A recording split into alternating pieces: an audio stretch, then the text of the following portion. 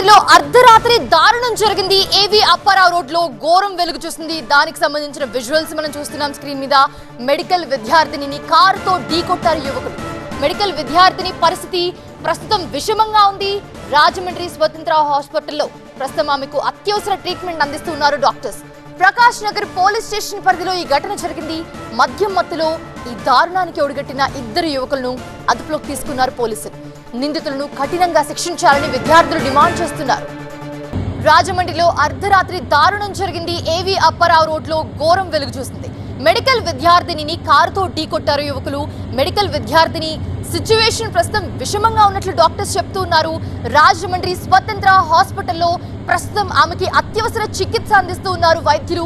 Prakash Nagar police station పరిధిలో ఈ ఘటన జరిగింది. మద్యం మత్తులో ఈ దారుణానికి ఒడిగట్టిన ఇద్దరు యువకులను అదుపులోకి తీసుకున్నారు పోలీసులు. దానికి సంబంధించిన విజువల్స్ కూడా మనం స్క్రీన్ మీద చూస్తున్నాం లెఫ్ట్ సైడ్. ఇక నిందితులను కఠినంగా శిక్షించాలని విద్యార్థులు డిమాండ్ చేస్తూ ఉన్నారు.